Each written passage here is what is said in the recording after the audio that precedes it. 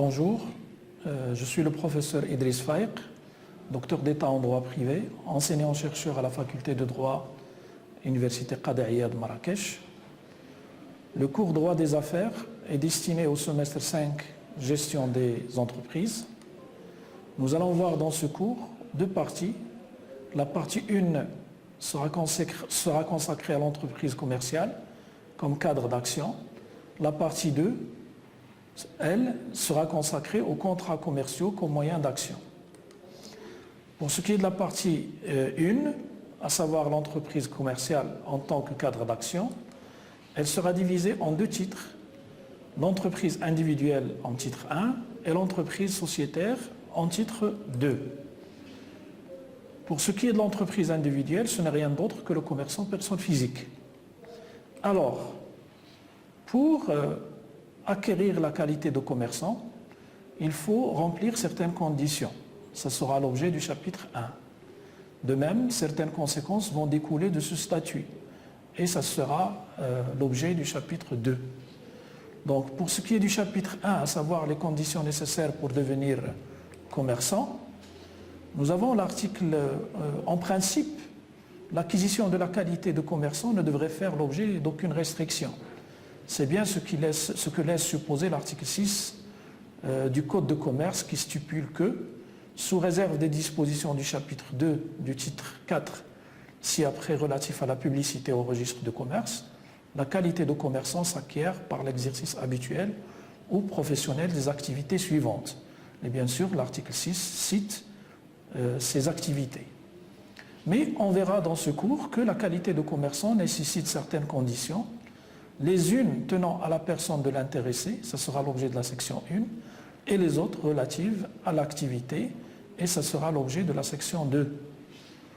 Concernant les conditions tenant à la personne, le législateur a considéré que l'exercice d'une profession commerciale comporte des dangers à la fois pour celui qui se livre au commerce sans expérience suffisante et pour le public qui peut souffrir de l'inexpérience et aussi de l'immoralité du commerçant.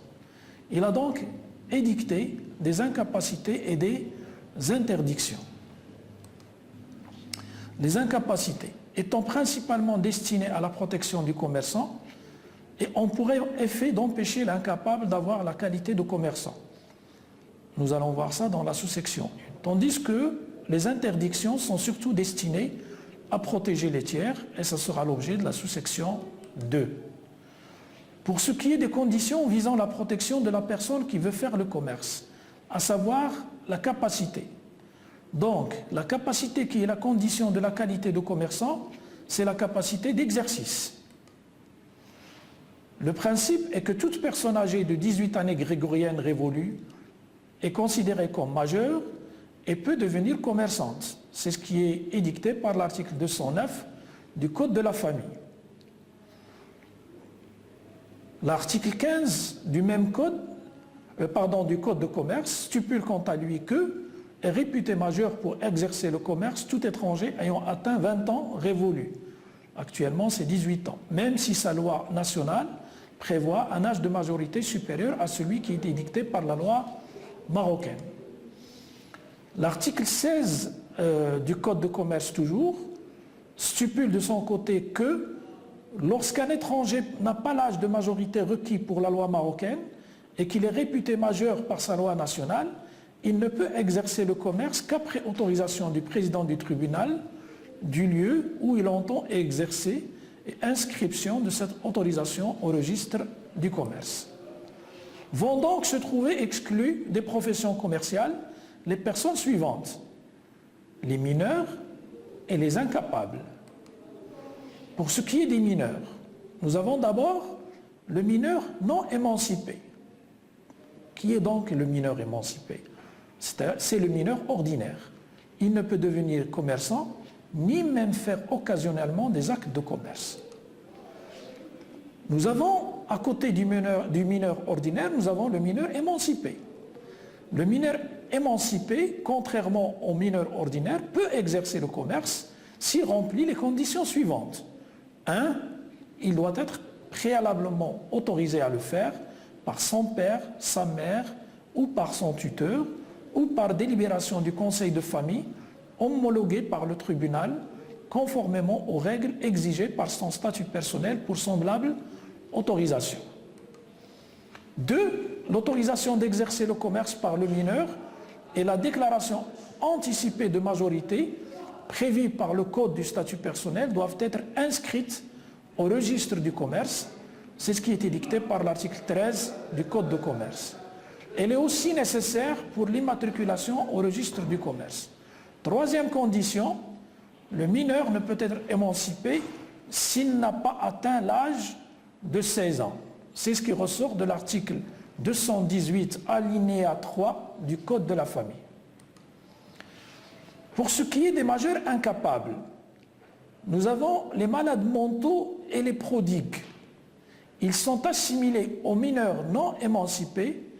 Ils font l'objet d'une mesure de tutelle, c'est-à-dire un régime de représentation, ou de curatelle, c'est-à-dire un régime d'assistance, afin de les protéger contre eux-mêmes et contre les autres.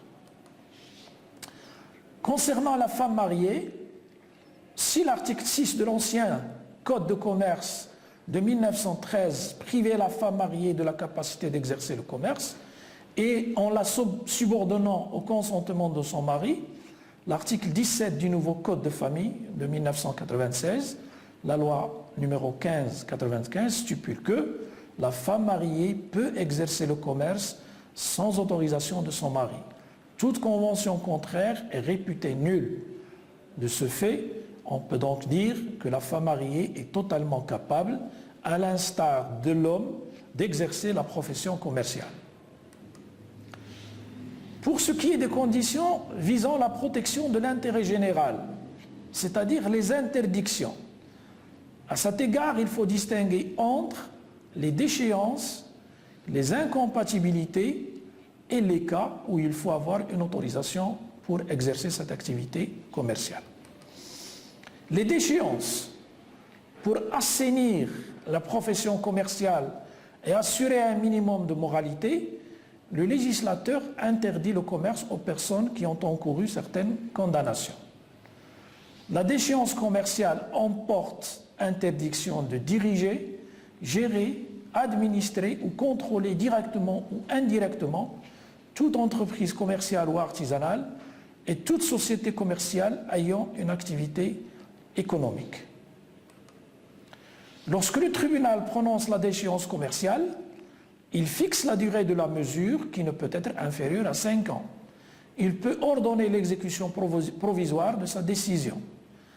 La déchéance commerciale et l'incapacité élective qui en résulte cessent de plein droit au terme fixé sans qu'il y ait lieu au prononcé d'un jugement. La durée de l'incapacité d'exercer une fonction publique élective résultant du jugement de liquidation judiciaire est de 5 ans. Dans tous les cas, l'intéressé peut demander au tribunal de le relever en tout ou partie de la déchéance commerciale et de l'incapacité d'exercer une fonction publique élective, s'il a apporté une contribution suffisante au paiement de l'insuffisance d'actifs. Lorsqu'il y a relèvement total de la déchéance commerciale et de l'incapacité élective, la décision du tribunal emporte réhabilitation. Les incompatibilités. L'incompatibilité est l'interdiction faite à certaines personnes d'exercer le commerce en raison de leur profession. Le fondement de la mise en place de ces incompatibilités est la garantie de l'indépendance et la dignité des professions visées. Ainsi, on trouve le Daïr du 25 février 1958 formant statut de la fonction publique qui interdit aux fonctionnaires d'exercer le commerce.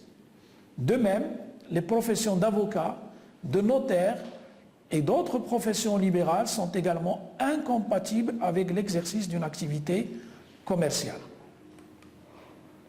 Il est à noter que ces personnes ne sont pas incapables.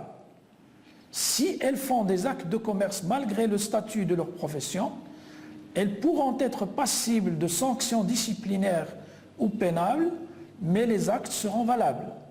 Et si elles font assez d'actes de commerce pour qu'ils puissent constituer l'exercice d'une profession, elles auront la qualité de commerçant avec toutes les conséquences de droit, y compris l'admission au redressement judiciaire ou à la liquidation judiciaire. Maintenant, on va parler des commerces soumis à autorisation administrative. Certaines activités commerciales sont réglementées. Elles ne peuvent être exercées que dans les conditions légales définies. C'est le cas des assurances, des banques, des transports publics, de voyageurs et de marchandises, du raffinage du pétrole, etc. D'autres activités sont interdites aux particuliers en vue de leur caractère. On peut citer la défense nationale ou l'ordre public. Remarque, toute personne qui, en dépit d'une interdiction, d'une déchéance ou d'une incompatibilité, exerce habituellement une activité commerciale est réputée commerçant. C'est ce qui ressort de l'article 11 du Code de commerce. Maintenant, les conditions tenant à l'activité. Nous avons 3 éléments qui caractérisent le commerçant et l'opposent au simple particulier, qui sont l'accomplissement d'actes de commerce à titre de profession habituelle et en 3e lieu de manière personnelle et indépendante. Donc, concernant l'accomplissement d'actes de commerce, l'acte de commerce ne donne pas une définition générale de l'acte de commerce et se contente d'en faire une énumération dans les articles 6 et 7.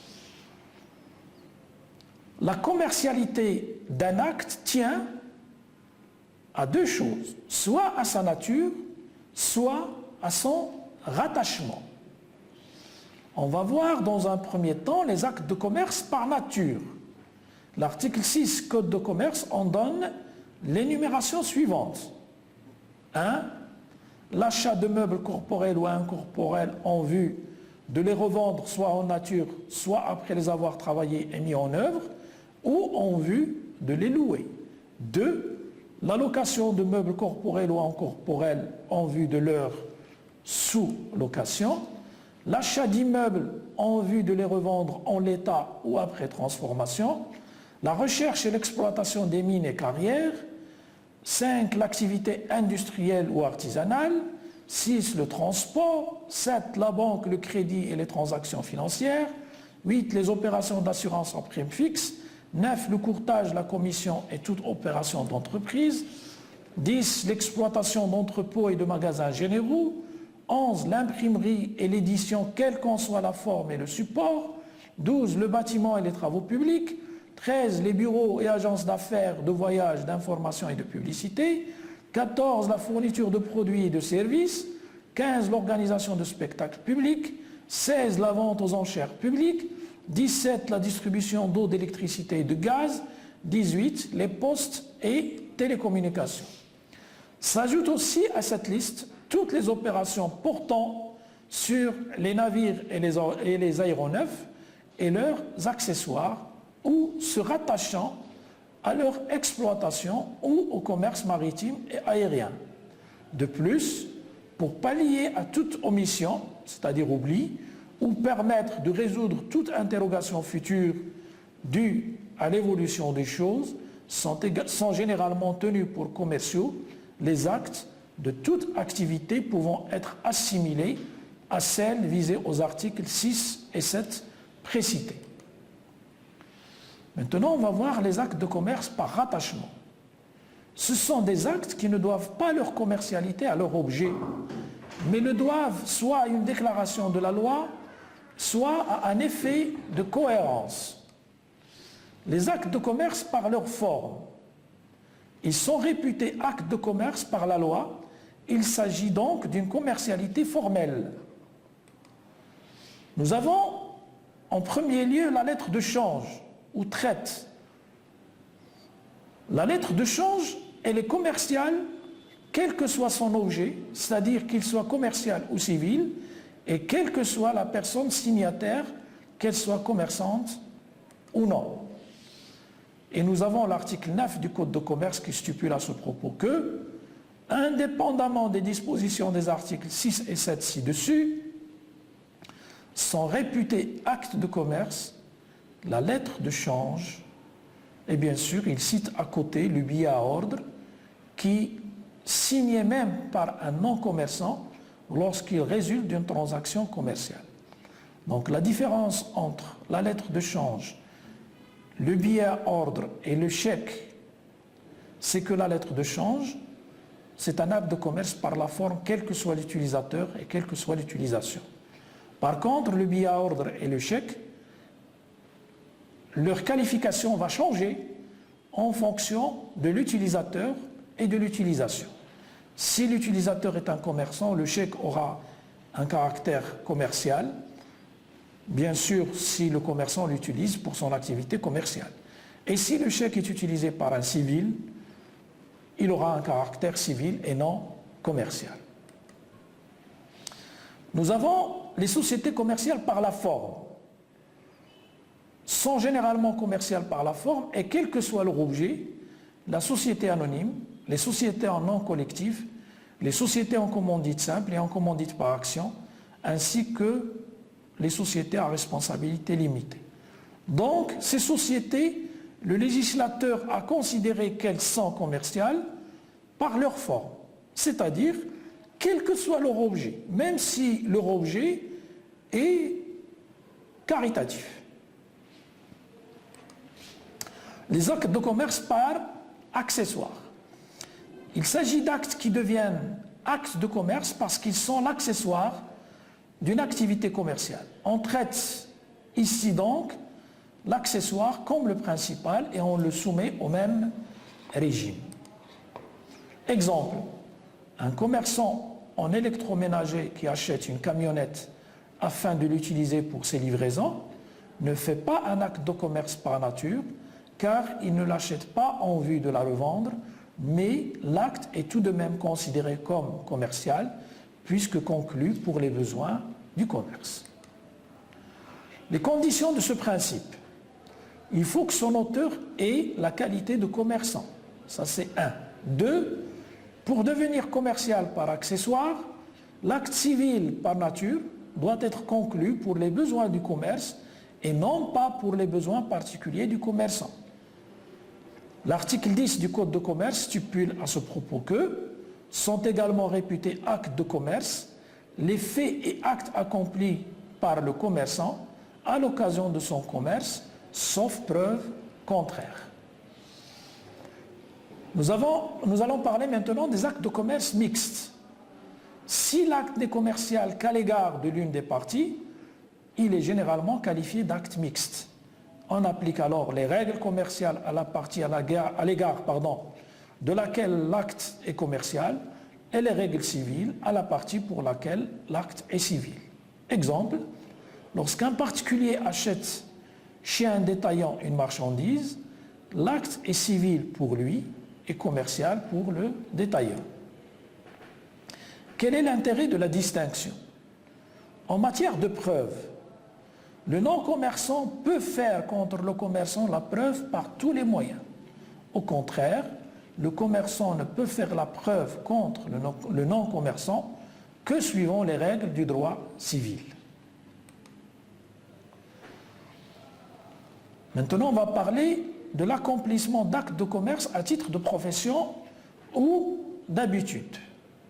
Un simple particulier peut accomplir occasionnellement des actes de commerce sans pour autant devenir commerçant. En effet, cette qualité ne lui sera acquise selon l'article 6 du Code de commerce que s'il le fait de manière habituelle ou à titre professionnel. L'article 6 du Code de commerce stipule que la qualité de commerçant s'acquiert par l'exercice habituel ou professionnel des activités suivantes et comme je l'avais déjà cité, l'article 6 énumère ces activités. L'habitude, c'est quoi l'habitude? Eh bien, l'habitude suppose la répétition, c'est-à-dire un élément matériel et aussi un élément intentionnel. La profession, c'est quoi la profession? C'est une occupation déterminée, sérieuse, continue, de nature à produire des bénéfices et à permettre de subvenir aux besoins de l'existence. Maintenant, on va parler de l'accomplissement d'actes de commerce de manière personnelle et indépendante. Bien que le code de commerce ne le précise pas, il est bien certain que pour être commerçant, il faut faire les actes de commerce en son nom propre et pour son compte. Donc, celui qui accomplit les actes de commerce pour le compte d'autrui n'est pas un commerçant. Exemple, le salarié d'un commerçant, le gérant salarié d'un fonds de commerce.